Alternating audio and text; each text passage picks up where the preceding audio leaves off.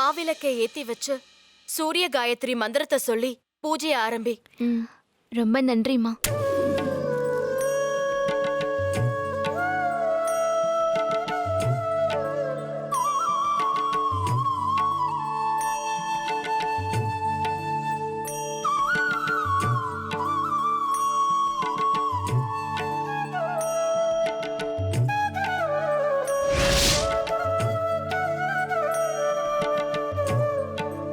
பார்வதி சொல்ற மந்திரத்துக்கு என்ன அர்த்தம்? குதிரை கொடியை உடையவரும் தன் பாச கரங்களால் உலக மக்களை ரட்சிப்பவருமான சூரிய பகவானே, உங்களை வணங்குகிறேன். எனக்கு நல்லாசி தந்து அருள் புரிய உங்களது பாதம் பணிகிறேன். இதுதான் அந்த மந்திரத்தோட அர்த்தம்.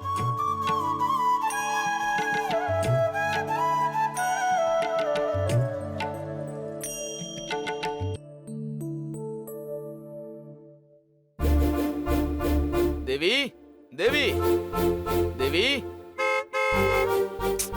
கொஞ்சம் இருப்பா, வர்றோம். Okay sir.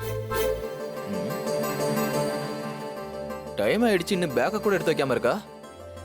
தேவி, தேவி. என்னங்க, பையனுக்கு ரொம்ப உடம்பு முடியலங்க, ஜுரம் அடிக்குதுங்க. ஜுரமா?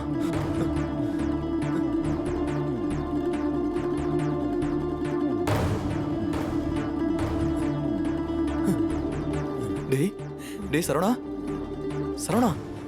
ஐயோ, ஏய் என்னடி உடம்பு இப்படி நெருப்பா கொதிக்குது? நேத்து நல்லா தானே விளையாண்டுக்கிட்டு இருந்தான், எப்ப இருந்து ஜுரம் அடிக்குது? தெரியலங்க, கிளம்பும் போது எழுப்பி கூட்டிட்டு போலான்னு தான் இருந்தேன். காலையில இருந்து எழுப்பவே இல்லைங்க. இப்பதான் எழுப்புறதுக்கு பார்த்தேன், நெருப்பா கொதிக்குதுங்க. அதான் 10 போட்டேங்க. ஐயோ தங்கம், டேய் சரவணா, ஐயா கொஞ்சம் முடிச்சு பாரியா. சரவணா, டேய் சரவணா, மூச்சு விடுறதுக்கு அவஸ்தைப்பட்டுக்கிட்டு இருக்கான், என்ன பண்ணிக்கிட்டு இருந்த நீ? ஐயோ, வாயா ஹாஸ்பிட்டல் போலாம்.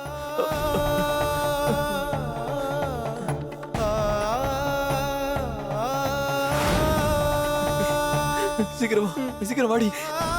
தம்பி டாக்டர் இருக்காருங்களா? டாக்டர் பார்க்கணும். வாங்க வாங்க வாங்க. இந்த ரிப்போர்ட்ல என்னன்னு தெரியல டாக்டர், திடீர்னு குழந்தைக்கு உடம்பு நெருப்பா கொதிக்குது. என்னாச்சுன்னு கொஞ்சம் சீக்கிரம் பாருங்க டாக்டர். கண்ணெல்லாம் உள்ள சொருகி போயிருக்கு. நைட்டு கூட நல்லா தான் இருந்தா டாக்டர், இன்னைக்கு காலையில இருந்து தான் திடீர்னு காய்ச்சல் அடிக்குது. ஒரு நாள் கூட இந்த மாதிரி ஆனதில்ல டாக்டர். குழந்தைய படுக்க வைங்க.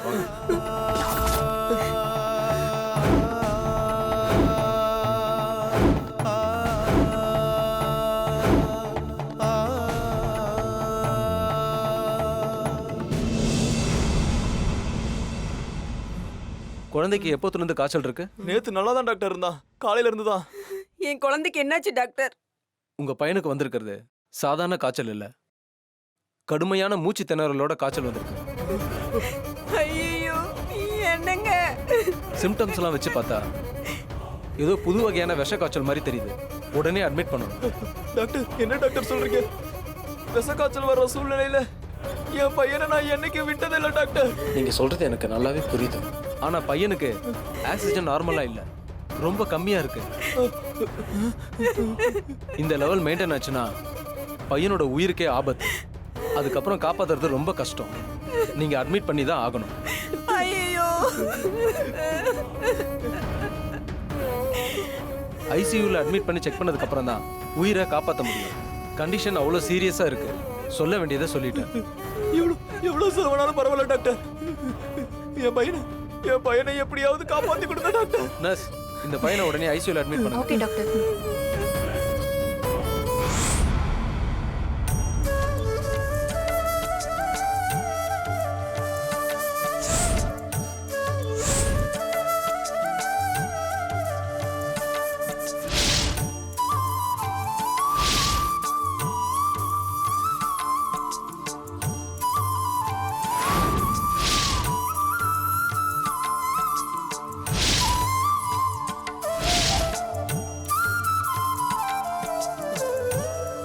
நீங்க தானே என்ன பொய் கணக்கு எழுத சொன்னீங்க?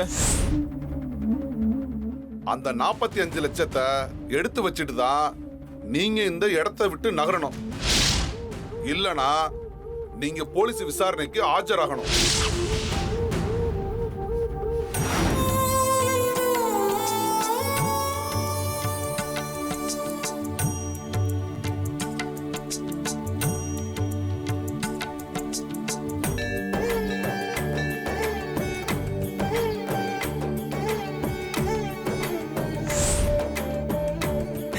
அம்மா தாயே, கல்யாணம் ஆகி 5 வருஷமா குழந்தை இல்லாம தவிச்சுக்கிட்டு இருந்தேன்.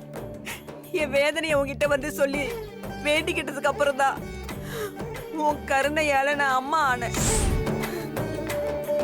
என் வேண்டுதலுக்கு மனசு இறங்கி எனக்கு புள்ள வரம் கொடுத்த நீயே இப்ப என் புள்ளைய என்கிட்ட இருந்து பறிக்க நினைக்கிறியே. நான் என்னம்மா தப்பு பண்ணேன்? என் புள்ளைக்கு ஏதோ புது வகையான விஷக்காய்ச்சல் வந்திருக்குன்னு சொல்றாரு. காப்பாத்துறது கஷ்டம்னு டாக்டர் சொல்லிட்டாரு. டாக்டருக்கு எல்லாம் பெரிய டாக்டர் நீ தானம்மா. நீ மனசு வச்சாதான் என் புள்ளைய காப்பாத்த முடியும். என் புள்ளைய காப்பாத்தி கொடுத்தாயே. என் புள்ள நல்லபடியா குணமாகிதான் ஹாஸ்பிட்டலை விட்டே வரணும். என் புள்ளைய நீ கைவிட்ட இந்த இடத்துல நான் உயிரை விட்டுருவேன்.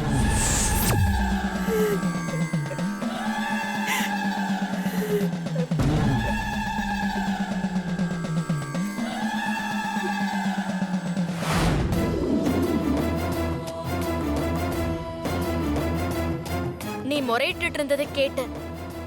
பெத்தவங்க செஞ்ச பாவம் புண்ணியம் எல்லாம் பிள்ளைகளை தான் வந்து சேரும். உன் வேண்டுதலுக்கு மனசு இறங்கி உனக்கு புள்ள வரம் கொடுத்த ஆத்தா இப்போ உன்னை சோதிக்கிறானா, அதுக்கு நிச்சயம் ஒரு காரணம் இருக்கும். நான் மனசெறிஞ்சு நான் யாருக்கு எந்த கெடுதலும் செஞ்சது இல்லையே. அப்புறம் எதுக்கு ஆத்தா என்ன சோதிக்கணும்? கோளார உள்ள வச்சுக்கிட்டு நீ வெளியில தேடுற புள்ள உனக்கு மட்டும் சொந்தம் இல்லையே, உன் புருஷனுக்கும் தானே. உன் புருஷன் யாருக்காவது கெடுதல் செஞ்சிருந்தா அந்த பாவம் உன் புள்ளைய தானே வந்து சேரும். அப்போ என் புருஷன் தப்பு பண்ணிருக்காருன்னு சொல்றீங்களா? நீ தப்பு பண்ணலன்னா அப்ப உன் புருஷன் தப்பு பண்ணிருக்கணும். நீ போய் உன் புருஷன் கிட்ட தப்பு பண்ணாரா இல்லையான்னு கேளு. பண்ண பாவத்துக்கு பரிகாரத்தை தேட சொல்ல. உன் புள்ளைக்கு குணமாயிடும்.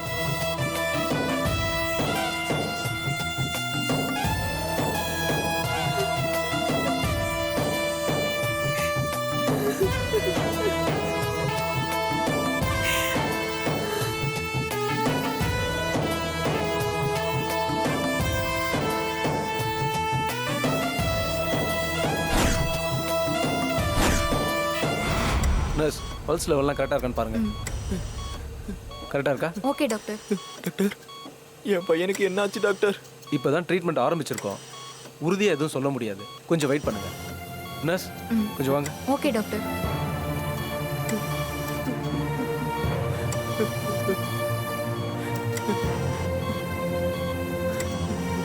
சரவணா, அப்பாவை பாரியா?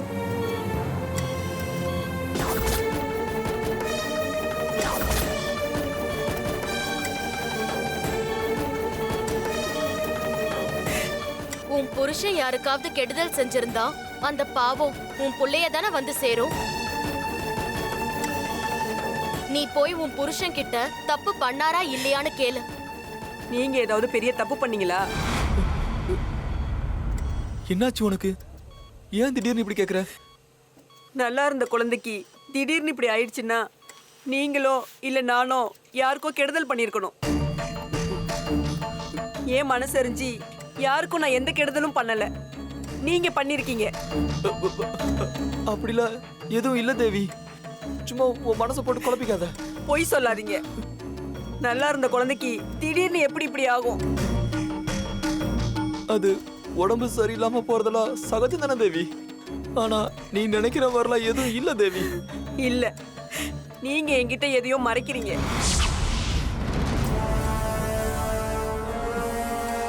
அதெல்லாம் ஒண்ணும் இல்ல தேவி. குழந்தைக்கு எதுவும் ஆகாது. எத்தனை லட்சம் செலவானாலும் நான் காப்பாத்துறேன். நீ தைரியமா இரு.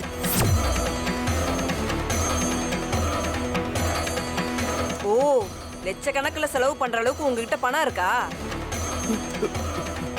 ஆமா, திடீர்னு டூர் போறதுக்கெல்லாம் உங்ககிட்ட பணம் ஏது? சொல்லுங்க. என்ன கேள்வி தேவி? நீ ரொம்ப நாளா டூர் போகணும்னு கேட்டுட்டு இருந்த. உன் ஆசையை நிறைவேற்றுறதுக்காக கடன் வாங்கினேன், அவ்வளவுதான்.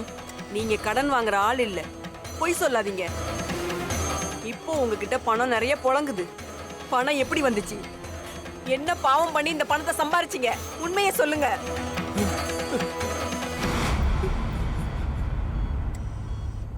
என்ன தேவி, எதுக்கு என் மேல உனக்கு திடீர்னு சந்தேகம் வந்துச்சு? நம்ம குழந்தைக்கு திடீர்னு உடம்பு சரியில்லாம போனதுக்கு பெத்தவங்க செஞ்ச பாவம் தான்னு கோயில்ல ஒரு அம்மா சொன்னாங்க.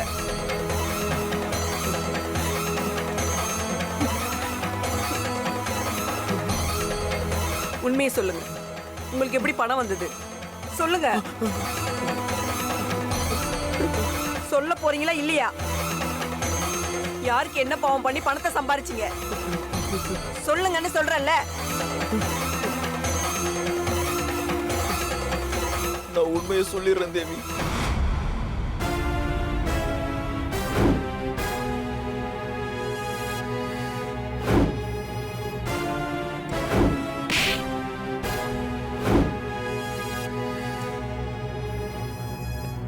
அட பாவி மனுஷா, நம்ம குடும்பத்தை வாழ வச்சதே அந்த அகிலாண்டேஸ்வரி அம்மா தான். அந்த அம்மா சாமி மாதிரி.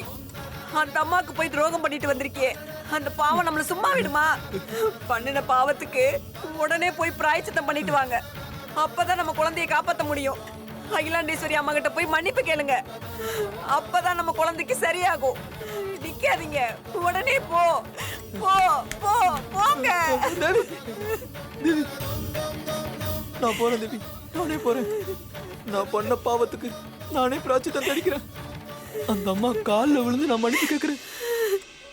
போங்க.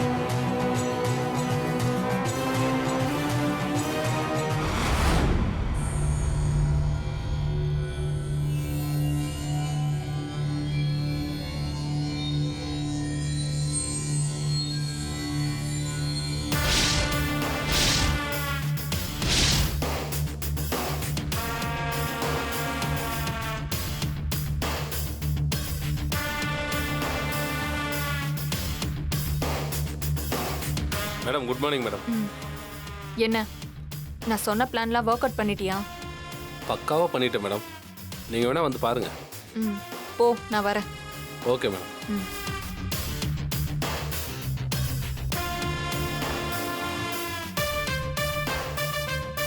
வணக்கம் மேடம். வணக்கம் வணக்கம் மேடம். வணக்கம் மேடம். வணக்கம்.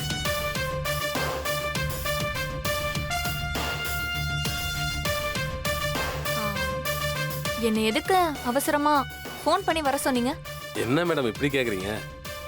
உங்களுக்கு தெரிஞ்சிருக்கும்னு நினச்சேன், ஆனால் தெரியாமல் வந்திருக்கீங்க. ஆச்சரியமாக இருக்கு மேடம். என்ன விஷயம்னு சொல்லுங்க. யூனியன் பணம் 45 லட்சத்தை அகிலாண்டேஸ்வரி மேடம் கையாடல் பண்ண விஷயம் உங்களுக்கு தெரியும்னு நினைக்கிறேன். அதுதான் இப்போ ஊரறிஞ்ச ரகசியமாச்சே, நல்லாவே தெரியும். அது சம்பந்தமா நாங்கள் எல்லாரும் ஒரு தீர்மானம் போட்டிருக்கோம் மேடம். என்ன தீர்மானம்? ஊழல் குற்றத்துக்கு ஆளான அந்த அகிலாண்டேஸ்வரி மேடத்தை தலைவி பதவியிலிருந்து நீக்கிட்டு உங்களை தலைவியா கொண்டு வரதுன்னு நாங்கெல்லாம் முடிவு பண்ணியிருக்கோம். நந்தினி மேடம் தான் கரெக்டா இருக்கும். ஆமா ஆமா மேடம். நீங்க தான் தலைவர். தலைவர் பதவி ஏத்துக்கணும் மேடம். ஆமா மேடம். நீங்க இந்த பதவியில இருந்தா தான் கரெக்டா இருக்கும். ஆமா மேடம். நீங்க இந்த பதவி இந்த பதவியில இருந்தா தான் கரெக்டா இருக்கும். ஒத்துக்குங்க மேடம். நீங்க தான் தலைவி. ப்ளீஸ் மேடம், ஒத்துக்குங்க மேடம். Please. தயவு செஞ்சு இந்த பதவி ஏத்துக்கங்க. ஏன் மேடம் யோசிக்கிறீங்க? ஒத்துக்கங்க. இருங்கப்பா. இவ்வளவு பேர் சொல்றோம். மேடம், எல்லா விதத்துலையும் அகிலாண்டேஸ்வரி மேடத்துக்கு சரிசமமா இருக்கிறது நீங்க மட்டும்தான். அகிலாண்டேஸ்வரி மேடம் இருந்த இடத்துக்கு நீங்க மட்டும்தான் வர முடியும். ஆமா மேடம். நீங்க ஒத்துக்கிட்டே கண்டிப்பா மேடம். மேடம். நீங்க தயங்க தலைவியா மேடம். வந்தே ஆகணும். ஏன் ஏத்துக்கங்க. மேடம் தயங்குறீங்க? இவ்வளவு பேர் இவ்வளவு பேர் சொல்றோம். சொல்றோம். தலைவியா ஒத்துக்குங்க ஏத்துக்கணும். மேடம். Please madam. மேடம், இன்னையில இருந்து நீங்க தான் நம்ம யூனியனோட தலைவி. முடியாதுன்னு சொல்லாம எங்க வேண்டுகோளை ஏத்துக்கோங்க மேடம். அது எங்க எல்லாருக்கும் பெருமையா இருக்கும். ஆமா மேடம். ப்ளீஸ் மேடம், ஏத்துக்கோங்க மேடம். நாங்கெல்லாம் இருக்கோம் மேடம். கரெக்டான ஆளு. நீங்க தான் தலைவியா ப்ளீஸ் வரணும். மேடம். Please madam. ஒத்துக்குங்க மேடம். இருங்க. ஓகே, நீங்க எல்லாருமே என்ன விருப்பப்பட்டு தேர்ந்தெடுத்திருக்கீங்க. இத நான் எப்படிங்க மறுக்க முடியும்? நான் உங்க விருப்பத்துக்கு மரியாதை கொடுத்து நான் இந்த தலைவி பதவியை ஏத்துக்கிறேன். தலைவி நந்தினி மேடம், என்னப்பா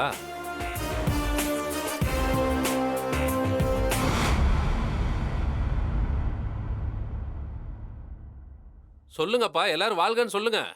தலைவி நந்தினி மேடம் வாழ்க. தலைவி நந்தினி மேடம் வாழ்க. தலைவி நந்தினி மேடம் தலைவி நந்தினி ஓகே, மேடம். வாழ்க. ஓகே, போதும். நான் அகிலாண்டேஸ்வரி மாதிரி புகழுக்கு மயங்கி சந்தோஷப்படுறவ இல்ல. தன்னலம் பார்க்காம ஊழல் பண்ணாம சேவை பண்றது மட்டும்தான் எனக்கு சந்தோஷத்தையே கொடுக்கும். சூப்பர் மேடம், அருமையா சொன்னீங்க. மேடம், உங்களோட சேவையை இன்னைக்கே ஆரம்பிக்கலாம் மேடம். வாங்க மேடம், வாங்க உங்க சீட்ல வந்து உட்காருங்க மேடம். ப்ளீஸ். Welcome madam. வாங்க உள்ள போங்க. வாங்க மேடம். தலைவி நந்தினி மேடம் தலைவி நந்தினி மேடம் தலைவி நந்தினி மேடம் தலைவி Nandini madam.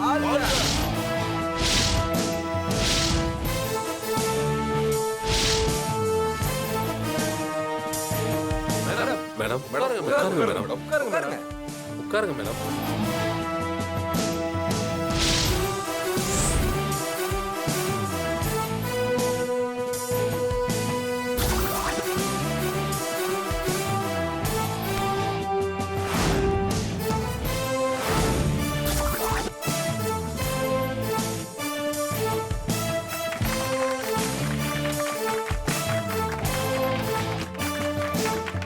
Okay okay okay. Madam, தலைவின்னு உங்க பேர் போட்ட நேம் போர்டு ஆர்டர் பண்ணியிருக்கேன் மேடம். 1 ஹவர்ல வந்துடும் மேடம். வந்ததும் உங்க டேபிள்ல வச்சிடறேன் மேடம். ம். அதுக்கு அவசியம் இல்ல.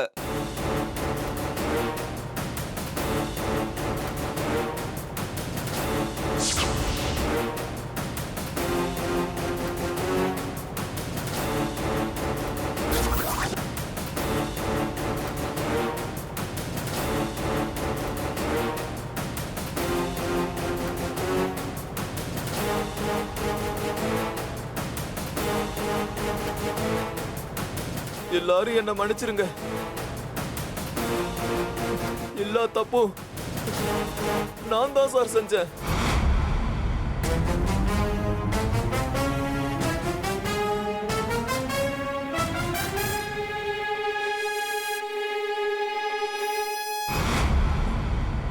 அகிலாண்டேஸ்வரி மேடம் மேல எந்த தப்பும் இல்ல. மொத்த பணத்தையும் கையாடல் பண்ணது நான் மட்டும்தான். அகிலாண்டேஸ்வரி மேடம்க்கு இதுல துளி கூட சம்மதம் இல்ல.